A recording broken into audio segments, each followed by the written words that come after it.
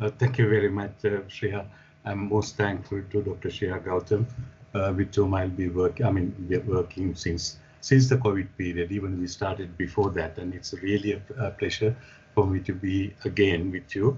And also, I would like to thank Dr. Simran Kaur, looking after the logistics, and thank you again for the kind invitation. So the title of my paper today is the Numismatic Evidence on History of India based on hitherto unpublished discoveries from Afghanistan and Pakistan. So I will demonstrate their impact on Indian history. You will see that my presentation is little eclectic because I would like to present these results, which I am still in the process of studying, in an unconventional way. Now, my first question is it possible to write the political, economic, and religious history of ancient India by isolating modern India from the present-day Pakistan, Afghanistan, and Bangladesh? The answer to this question is obviously no. It is known that after the unexpected death of Alexander the Great in 323 BCE, the Mauryan king Chandragupta established a strong centralized state with a complex administration at Pataliputra. Under Chandragupta's grandson Ashoka, the Mauryan Empire underwent its greatest expansion and took the empire to its territorial zenith, with its conquest stretching from the Hindu Kush to the foothills of the Himalayas. So this is something we really need to bear in mind, because now the tendency when the history is written by my Pakistan colleagues is limited to only to Pakistan. Some of my Indian colleagues, they talk about India as if some parts of the Afghanistan and Pakistan never existed. So the known barrier between Bactria and India is the Hindu Kush mountain range, so which is going up to about 7,000 meters high. It was a natural rampart which protected India in a certain way from the invasions. And you see, this is where Chandragupta, followed by Ashoka, they went in. So north of the Hindu Kush mountain was the Bactria, and south was the ancient India. Political history of ancient India cannot therefore be isolated from the conquests and settlements of foreign powers at the foothills of the Hindu Kush, because this mountain range was a natural rampart which separated India from Bactria. The coins are essential part of understanding of the history of ancient India, which englobes today's Afghanistan and Pakistan. There was a time when I used to spend several months every year in Pakistan and Afghanistan to document the coins and other artifacts that surface from time to time in remote villages and Pakistani bazaars. But these activities came almost to an end about 10 years ago. However, I was able to go to Pakistan again this year and make inquiries about the latest findings in North Pakistan.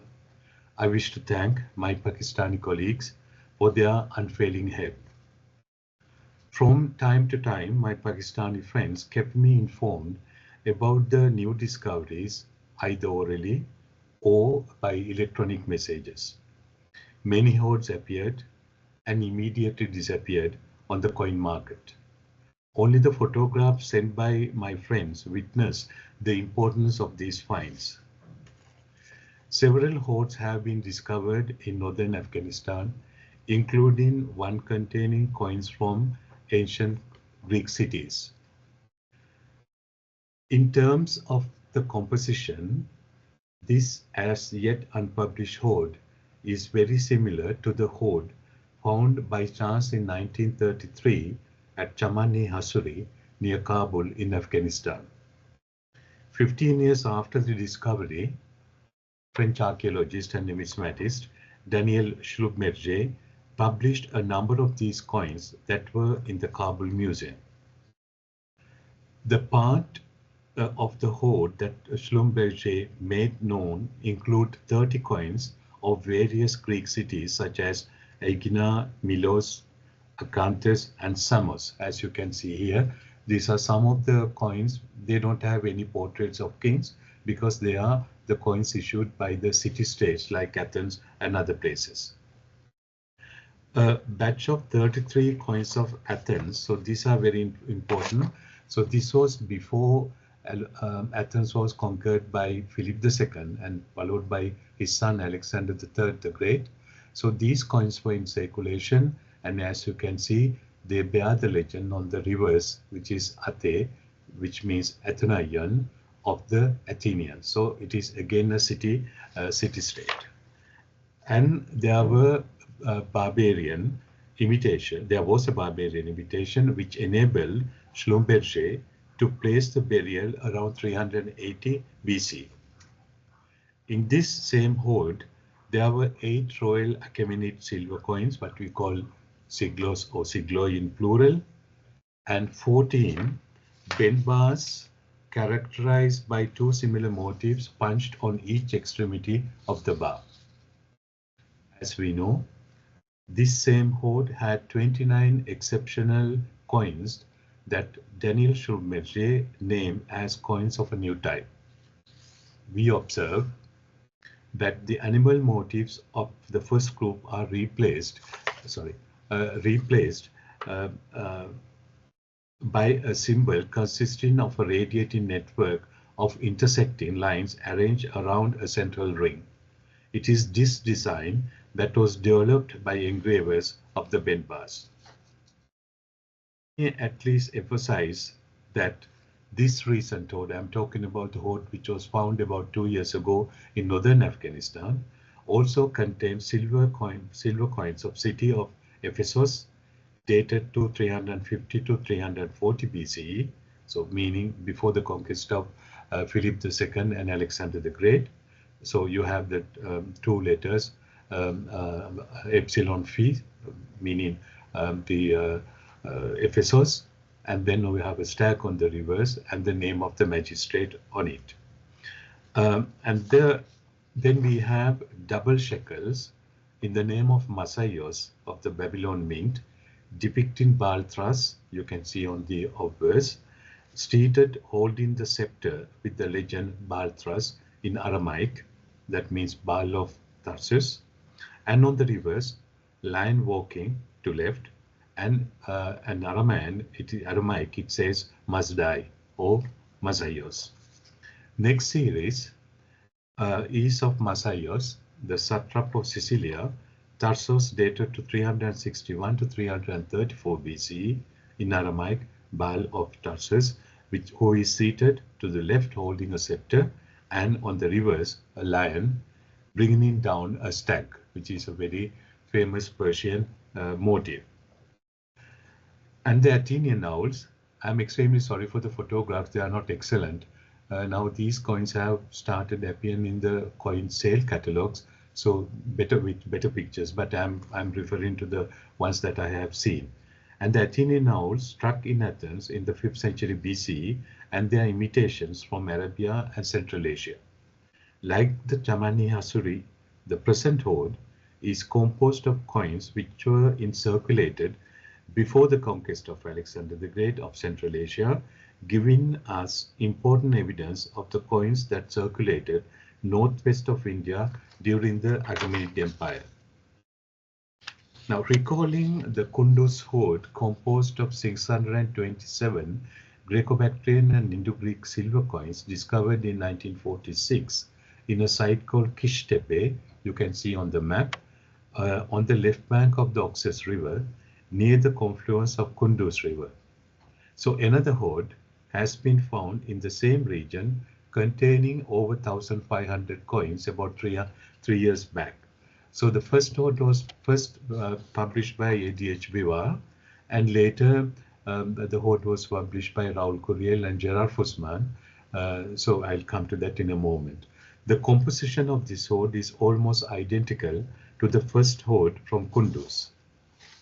It contained coins bearing exclusively Greek legends and of Attic standard, struck not only by Bactrian kings as Euthydemus, Demetrius, Eucratides, Heliocles I, and others, but also by late Indo-Greek kings, for whom in almost every case only bilingual coins of Indian standard had hitherto been known, and who, it was thought, reigned only in the Indian territories south of the Hindu Kush. The discovery of the hoard posed many serious problems of historical interpretation, for it was generally agreed that the Greco-Bactrian coins with the Greek legend and the Attic standard circulated north of the Hindu Kush, whereas the Indo-Greek coins, the bilingual and Indian standard, circulated south of the Hindu Kush mountain range. So this is very important. Now here on this slide, this image, you have all the coins struck by the Indo-Greeks, that means Greeks who ruled south of the Hindu Kush mountains, meaning Arachosia and Bactria, Arachosia, Gandhara, and Seistan. But they also minted these coins, the monolingual ones. You can see with the first coin I'm just taking here. It's a coin of Lysias with the legend Basileus Nikothoros Lysiou. So the legend is written in genitive. So in an early article written in 1990, I hypothesized that these Attic-weight coins served as tribute to the nomadic tribes of Bactria on behalf of the Indo-Greeks in order to prevent their penetration into Indo-Greek territory south of the Hindu Kush mountain range, meaning India. So I have to explain this. The Bactrians who had power north of the Hindu Kush mountains, that means the Greek successors of Alexander directly or indirectly. I mean, there were usurpers, all kinds of kings. And by this time, the Yuezhi, who became later known as Kushans, they came from the north and they invaded Bactria. And the last king of Bactrian kingdom was Heliocles I. So other kings already started from the time of Demetrius going towards the south of the Hindu Kush mountains, meaning to ancient India, in this case, today's Pakistan. It is not impossible that the Greeks in Indian territories would have been under the permanent pressure of the Yuezhi in the northern neighborhood, who finally overpowered them.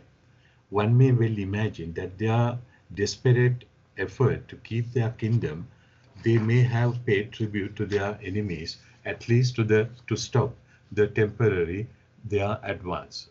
So they minted coins in the Attic weight because in the north of Hindu Kush mountains, only the Attic standard coins were in circulation. But we mean by Attic is a drachma or the unit, which may weigh about 4 grams 20, and the tetradrachms, that means 4 times a unit, about 16 to 17 grams. The first I received from Pakistani friend a series of blurred photographs of some coins found in the new hoard. They are good enough to identify the types, the denomination, and the issuing kings. Most of them belong to Eucratides I. Hundreds of tetradrachms and drachms were among them. Some tetradrachms, now these are better photographs I got, I mean in two photographs separately, so I'm just putting the obverse and the reverse with the arrows. Some tetradrachms with diadem bust of king facing right on the obverse, and the Dioscuri riding horses prancing right, carrying spears and palms characterized by the simple Greek legend Basileus Eucratidou, meaning of the king Eucratides.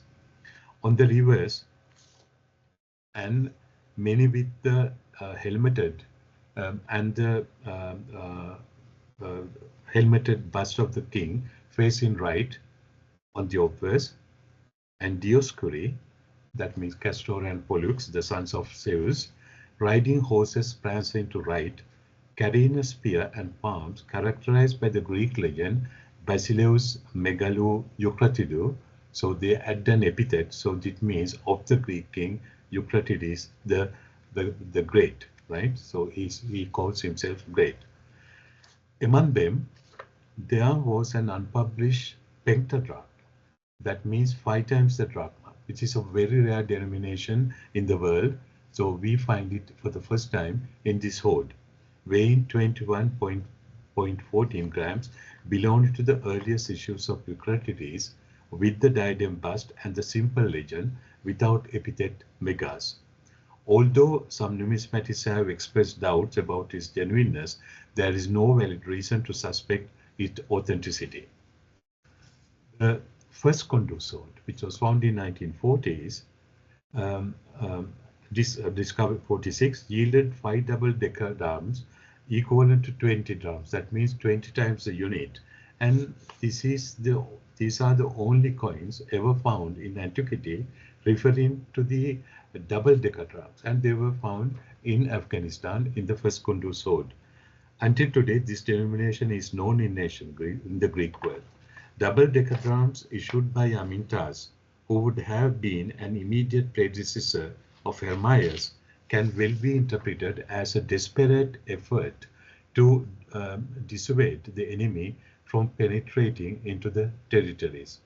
One should not forget that the Indo-Greek coins of Amintas are very few in number compared to these exceptional Greco-Bactrian issues. So they're very beautifully, you see the helmeted bust of the king of the obverse, and one type on the reverse is Tyche, the city goddess holding the cornucopia, the cone of abundance. Another type is Zeus, the supreme god of Greek pantheon, seated, throning, holding the scepter and the palm, and also holding Nike, the goddess of victory. Now, similarly, 20-state gold coin medallion of Eucrates discovered in Bukhara region of Uzbekistan in the end of the 19th century still remains unique as a gold denomination. So here too you can see it is unique in the whole world, in the ancient Greek world, and this is the largest, heaviest gold coin ever minted in the Greek world, and it was found also in Sogdiana or in Bactria in Bukhara. So Attic standard drums of Antimachus I were also numerous.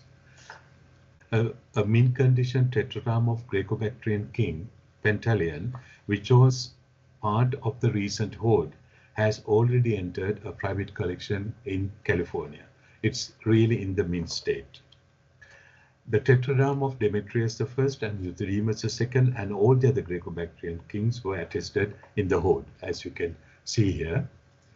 And the pedigree coins issued by Agathocles commemorating Euthydemus I had the same percentage as the first Kundu sword found in 1946.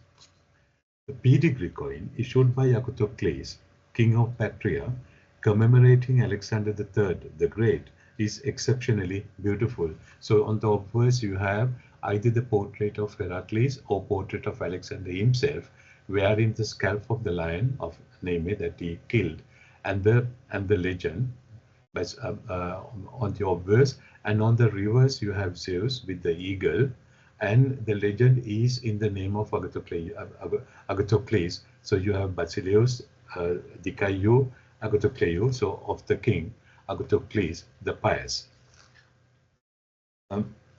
Recent Kundu sword also yielded silver coins of the later Greco-Bactrian kings like Demetrius. So here you have Plato with Helios, the sun god, standing in a quadriga. That means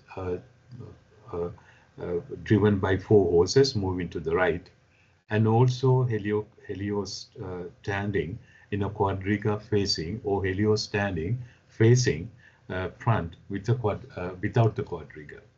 And Heliocles I, the last Greek king to rule in Bactria, crowned, here you have on the reverse, Zeus crowned by Nike, the goddess of victory.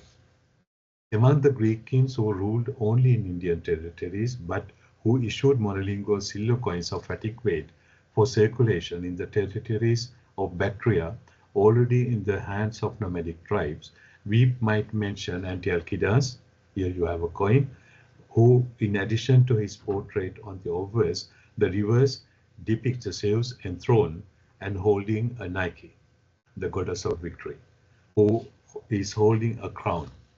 An elephant with the trunk pays tribute to the supreme god, where you can see an Indian element.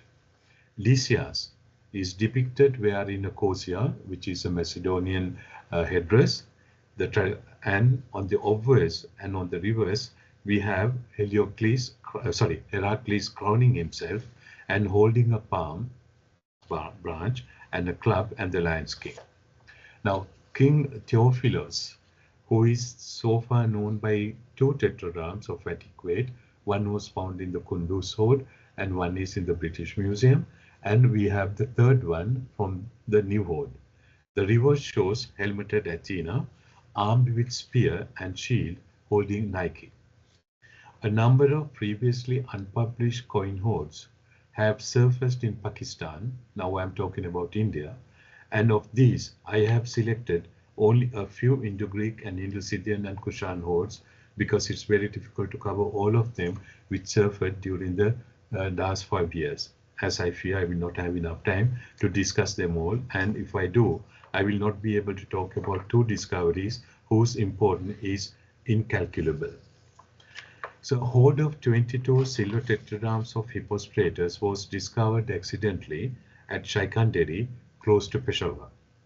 As expected, all these tetradrachms bear the diadem bust of king on the obverse, but their reverses belong to three different series.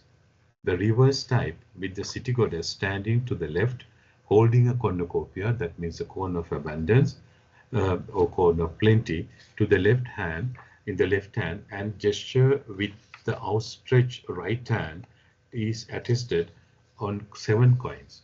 All of them are minted with the same monogram. You can see composed of Greek alpha and theta and perhaps rho, and the Kharoshthi Akshara R, which is there.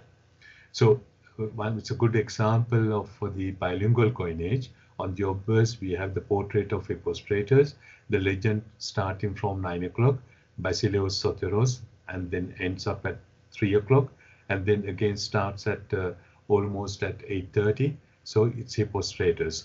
So if you look at the reverse, it is written in Kharoshthi, language is Gandhari. So you have Maharajasa, Tratarasa, and Hippostrasa. So almost the same translation, apart from the fact in Gandhari it's called Maharaja, but in Greek it's only the Raja, the king. On 6 coins, the diadem king is depicted mounted on a prancing horse. 8 pieces feature the king seated on a standing horse, not moving. Furthermore, of these 2 series, both Greek and Gandhari legends are long. So that means Basileus, Megalus, Soteros, Hippostratus. So and you have it in Kharoshthi, written in Kharoshthi in Gandhari language, Maharajasa, Tratarasta, Mahatasta, Daimitasa, Hippostratus. So as a number of overstrikes show, Maois, his Indo-Scythian king, was succeeded by 2 kings with Greek names. One was Apollodotus II and the other Hippostratus. The latter was last king who reigned in western Punjab, including Taxila and Pushkalavati, before he was finally expelled from the region by Scythian prince Asis I. According to the new chronology proposed by Harry Falk and Chris Bennett, the first year of the era of Asis I began in 48, not 57, as everybody accepted in the past. In a recent book published with Professor Sushmita Basu Majumdar, I drew the attention to a hoard found in Indo-Scythian burial site in the ancient site of Shaikanderi.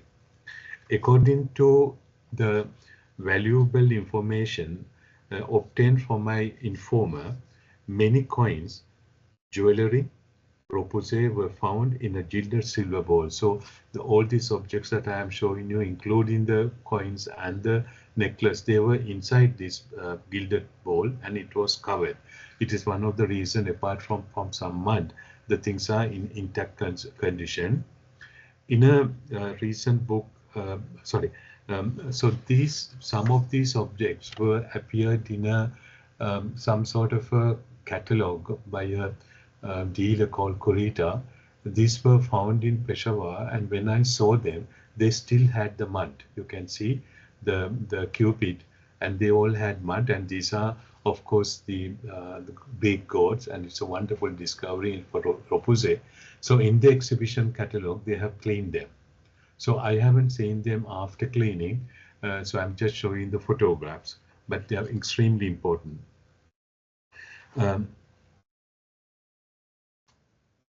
So I published, I mean, this is a coin note which is unpublished yet. So these may be the coins that were in that hoard, which is not impossible. So you are here, you have the coins of Bopearachchi II with the legend, you know, with two epithets. And then on the reverse, you have Athena Alcidamus hurling the thunderbolt or the Vajra. The whole, I mean, this is the whole hoard consisting of 8 Hippostratus coins, and 1 Bopearachchi coin was brought to my attention. And although I cannot be certain, it is not impossible that they came from the same Scythian tomb. A hoard of 21 coins of Asis I was also reported from the same region. The obverse depicts the king on horseback, wearing heavy armor, moving to right, holding a spear. The reverse types represent Zeus facing, holding thunderbolt in the raised right hand. Zeus facing, holding thunderbolt in the lower right hand. So, and Athena Alcidamus holding a shield in the left hand and hurling the thunderbolt with the raised right hand. All these coins are of Asis I, earliest series. So, it is important to underline that all the coins depicting Athena Alcidamus hurling the thunderbolt are minted with the same monogram, alpha, here, alpha theta, you can see, accompanied with the Kharosthi Akshara R, which are also attested on the first series of silver tetradrachms of Hippostratus, as you can see. It is not impossible that it was the same mint of Hippostratus that struck the first coins of the Indo-Scythian Asis, if not that it was at least the same die cutter or die engraver who engraved the dies of the two kings.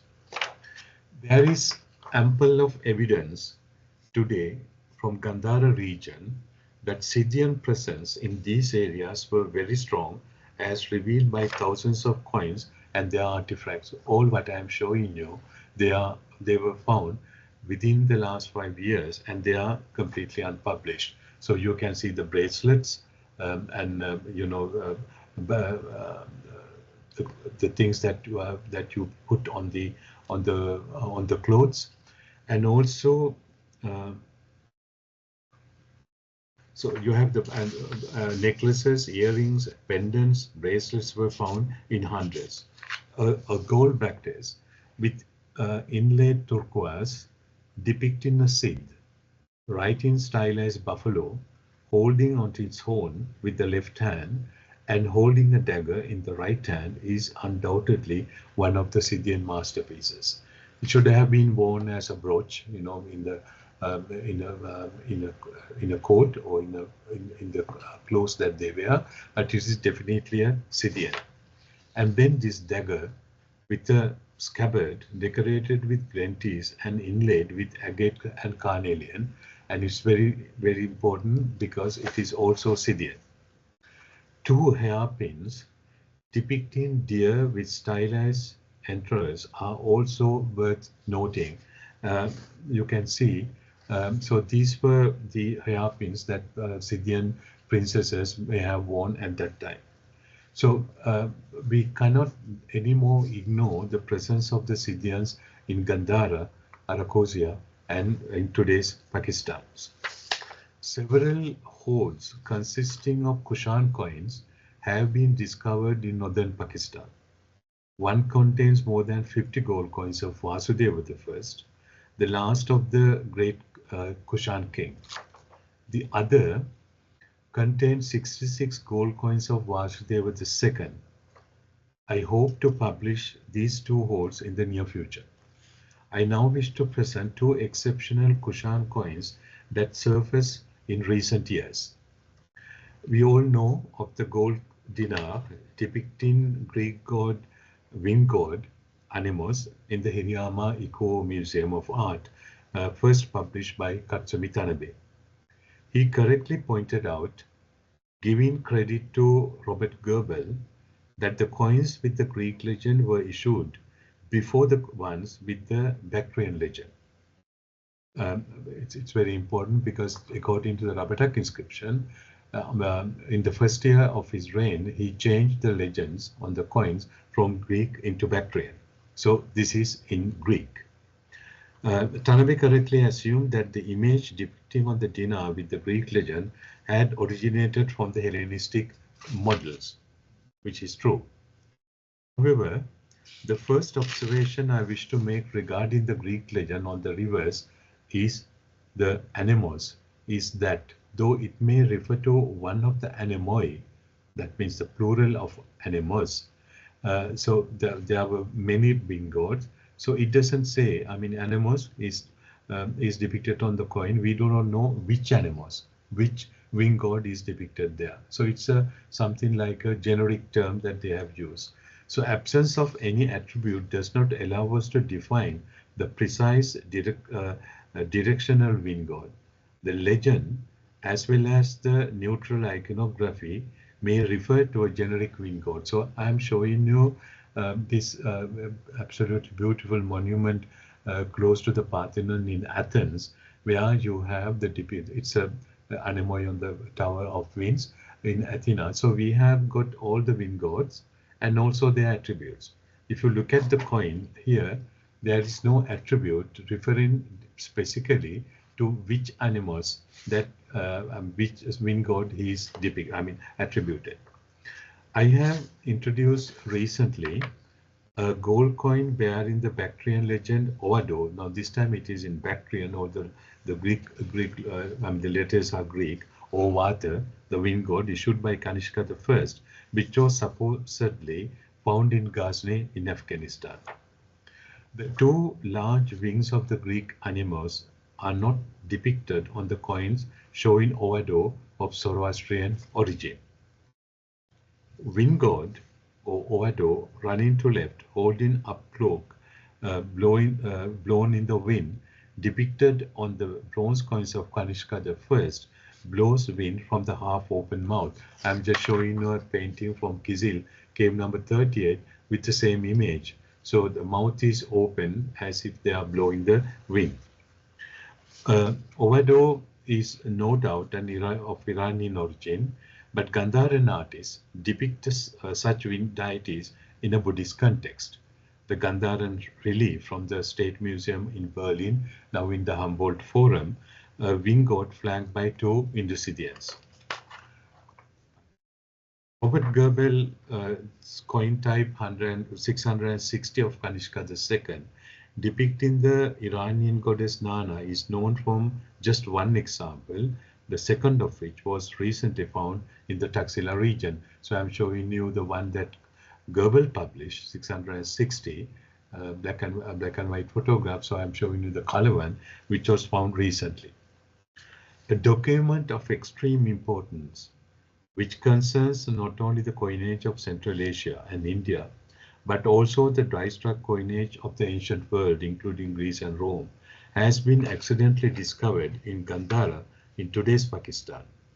We are referring to a pair of coin dies of Kanishka I, which were used to strike coins depicting Buddha. To my knowledge, the only coin die from Central Asia known prior to this discovery is the one which I have published, already published, of the Greco-Bactrian king, Demetrius I. The coin die of Demetrius I was analyzed by scanning electron microscopy energy dispersive X-ray analysis by my colleagues from the CNRS. It appears to be an heterogeneous and multiphase. Some chips or flaked contain 15% tin and others 21. Among other elements detected, sulfur, iron are noteworthy. The coin die contains between 84 to 74 copper and 15 to 21 tin and 0.3 sulfur and 0.4 iron. So it is very important. This is the first time we were able to analyze a coin die with a modern technology. The face of the die is engraved with a young beardless Heracles standing frontally and crowning himself with his right hand. The left arm, over which hangs the lion's skin, holds the club. The legend in Greek is engraved vertically on either side of the hero and reads Basileus Demetrio, meaning of the king Demetrius. The obverse die, which was not yet been found, should correspond to the silhouetted arms of Demetrius I, who is depicted wearing an elephant scalp, giving him the appearance of an Indian conqueror. Demetrius I, as a glorious conqueror, is also revealed by an inscription from Kuliab in Tajikistan, published by George Rochemont and Paul Bernard. The inscription is a dedication of the altar by uncertain Heliodotus to the goddess Hestia. It mentions both Euthydemus, the greatest of all the kings, and his son Demetrius Callinicus, glorious conqueror. So I highlighted in yellow Euthydemus Basileon, so Megalon, so it refers to the great Euthydemus, the king, and then you have Callinicus Demetrion, who was the glorious conqueror. So it is very important, this inscription, which was found in Tajikistan. Paul Bernard is correct in assuming that glorious victories to which the inscription refers occurred during the siege of Bactra by Antiochus III, when he came to reconquer the lost territories, and of course the taking advantage of the decline of the Mauryan Empire after the death of Ashoka. Demetrius I, son of Euthydemus, pushed the Greek conquest even further and extended his kingdom beyond the Hindu Kush mountains. So this is a very important fact. Until then, although Alexander came up to Jerusalem, where he had this very famous fight with Porus, he went back to Babylonia. He died on the 10th of June 323 BC, and the part of today's Pakistan until the Ravi and the Indus River went theoretically to Seleucus first, but Chandragupta, because Seleucus was more occupied with the wars with Ptolemy and Antigonatas and others, so Chandragupta Maurya took the advantage and conquered the region and went up to the Hindu Kush mountains. So this is very important. And Demetrius, with the decline of Mauryan Empire, Demetrius was the first Greek king to cross the Hindu Kush and come to what we call today the Gandhara in Pakistan. So in ancient times, coin dies were destroyed when they reached the end of their useful life. The reason for this was to prevent counterfeiters from using them. For this reason, very few dies have been found, in the whole world. The low height of the 39 millimeters indicate, I'm talking about the Demetrius die, indicates that it was not directly held in the hand, but rather by pincers. The surface that received the blow from the hammer is damaged in two places, with one of the fractures more significant than the other. We can also see several cracks on the convex body of the die, certainly caused by the pressure of the hammer blows. The surface bearing the reverse is almost intact. It is especially interesting to consider that among the 30-odd tetradrachms of Demetrius I known carrying this monogram, we do not find a single coin struck with this die. Other discoveries may confirm that this die was not used for the minting, though it is possible that not a single coin was issued from the die. The die could, in fact, have been damaged from the start and consequently condemned. Now I come back to the new discovery. The dice of Kanishka I seem to have found accidentally in a stupa deposit in a reliquary at Sajikaderi, about 6 kilometers from Peshawar. According to the information I could gather and I could verify while I was in Pakistan, they were in a relic casket. The first images I received from the collector were of unclean dice. I'm showing you before and after cleaning. A month later, photographs of the clean dice were sent to me.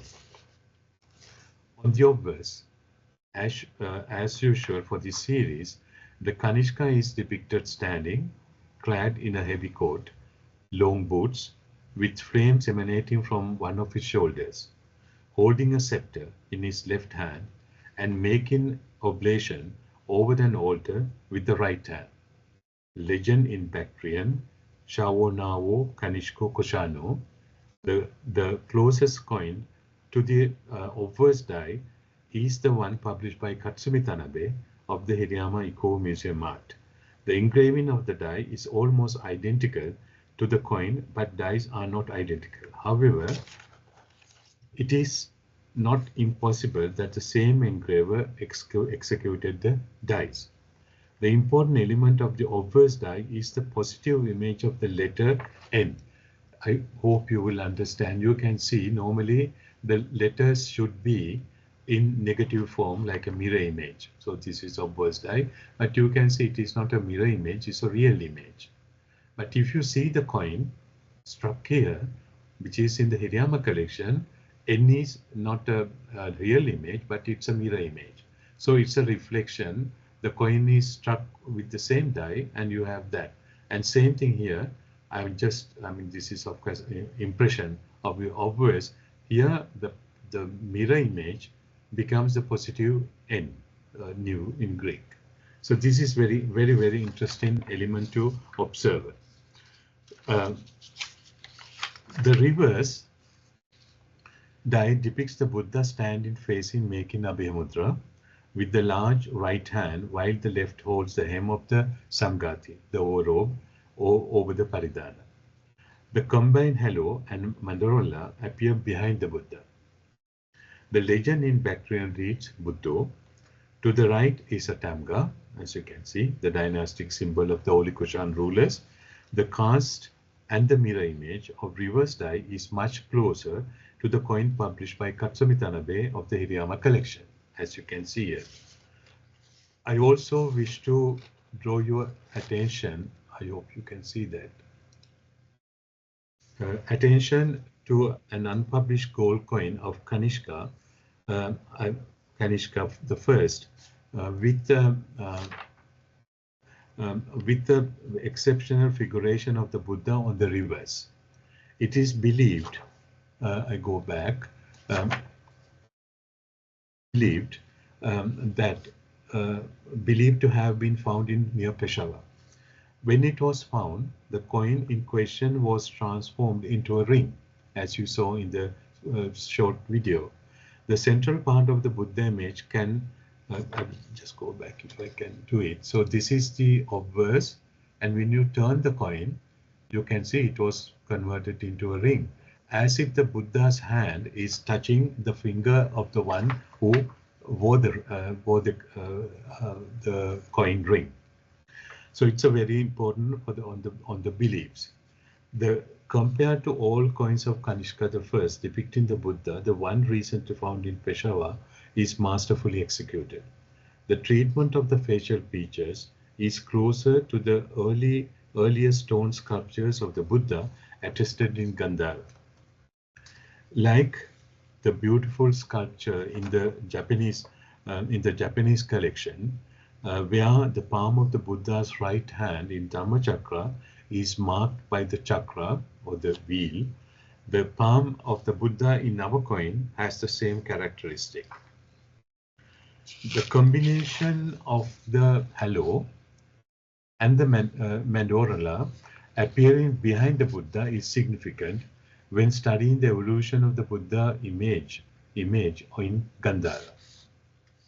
Stone sculptures depicting the Gautama Buddha found in Gandhara are amazingly numerous compared to the coins attested in other contemporary schools of Buddhist art in India. Many freestanding images of Buddha is adorned by halo and frequently depicted performing the Abhaya Mudra with the raised right hand and holding the hem of the overrobe with the left hand. These sculptures are characterized by a neckline with the two schemes of drapery resulting from the back throw of the thick overall. The semi-transparent nature of the Samgati directly reveals the gently rounded shoulders, the breast and the abdomen of the Buddha, almost transparent. Some sculptures are also characterized by a Nushnisha, the protuberance of the top of the skull, and Urna, tuft of hair between the eyebrows, two among the 32 signs of or Lakshana of the great man or Mahapurusha. The hand making the Abhay Mudra of the colossal statue is webbed. It may be to demonstrate one of the 32 marks of the great being, right, Mahapurusha Lakshana. Or simply a technical device to keep the fingers together to avoid breaking. According to Lakshana Sutta in the Diga Nikaya, the Pali text, the webbed fingers and toes are among the 32 markers of a peculiar, markers peculiar to a great man. All the other signs, like the feet with level tread, the soles with 1,000 spokes, projecting heels, long fingers and toes, like an antelope's, etc., are not usually depicted in Gandharan art. Apart from the rock-cut reliefs, no more large stone sculptures were made after the decline of the Kushan Empire in Gandharan or northwest India. However, the tradition of making standing Buddha images in bronze or gilded continued to exist. These images are datable to the 6th and 7th centuries. The bronze statuette of the standing Buddha has a radiant halo and mandorla behind him. Even though the Buddhas and Bodhisattvas in Gandharan art usually depicted on coins minted in the name of Kanishka, like the one that I discussed here, is depicted standing, facing front, making Abhay Mudra with his large right hand, while the left holds the hem of the Samgati worn over the Paridhana. The combined halo and the mandorla appear behind the Buddha. The closest coin to the unpublished Peshawar gold coin is the one published in the Triton catalogue in 2004, which I am showing here. Although the two coins were issued with different dies, their style is strikingly similar, so much so that their dies appear to have been engraved by the same engraver. However, as we have already seen, the Hirayama Ikuo art gold coin published by Katsumi Tanabe was issued with a different opposed die, characterized by an inverted N or nu in the legend, in the place of Kanishku, and the gold coin of this series in the British Museum and the unpublished coin from the Peshawar are struck with the same opposed die. It's again a very interesting discovery. The following points are worth highlighting with regard to the unpublished coin dies of Kanishka I and the new gold coin depicting the Buddha from Peshawar. These are the only coin dies of the Kushan Empire known to date. Compared to the Kanishka I, gold coins depicting the Greek and Hindu and especially Zoroastrian gods, gold coin depicting the Buddha are very rare. The dies are therefore a priceless discovery. Only the gold coin of Kanishka I in the Hirayama collection depicting the Buddha has the inverted N in Kanishki. It is also important to note that the mirror image of the die in question testifies to the fact that this anomaly existed, although it was not common. This mistake is rarely attested on the other gold coins of Kanishka I. Does this mean that the die has been hastily engraved? It was under the royal patronage of Kanishka I that the Fourth Buddhist Council was held in the Sravastivadi tradition in the presence of 500 monks in Jalandhar or in Kashmir. Although Kanishka's conversion to Buddhism is disputable, it is undeniable that the Buddhism flourished in Gandhara during his reign. His greatest contribution to Buddhist architecture was Kanishka Stupa at Peshawar in Pakistan, described by the Chinese pilgrim Xuanzong as 600 to 700 Chinese feet tall and covered with jewels. It is not impossible that the coins depicting the Buddha were probably minted as a special issue on the occasion of the Fourth Buddhist Council. The anthropomorphic Buddha images would have had a considerable impact at the time as before this period, as Buddha was aniconic. In other words, he was only depicted through symbols like the sacred Bodhi tree, his throne, Chatra or the parasol, Buddhapada, the footprints of the Buddha, and three Ratna symbol, the three jewels, the Buddha, Dhamma, and the Sangha. The fact that the dice were discovered in a relic casket in a stupa shows that they were not intended for mass production, but for a limited run. The excellent condition of the dice, which have not suffered any damage, is consistent with this assumption. Since the Kushana developed in cross-fertilized context, it is most probable that the first anthropomorphic images of the Buddha originated in Gandhara. My new theory is that they originated somewhere around the 50 AD, which I'm not going to discuss here. The pair of coin dice of King Kanishka I depicting the Buddha is invaluable evidence in this respect. In conclusion, my next task is to return to Pakistan again to examine in detail sculptures, the coin dice, codes that I have briefly mentioned in my today's talk, and to produce a comprehensive catalogue with extensive commentary on the significance of these findings for understanding the political, religious, economy of ancient India. In making this ambitious wish, I express my sincere gratitude to all of you for listening to me. Thank you very much.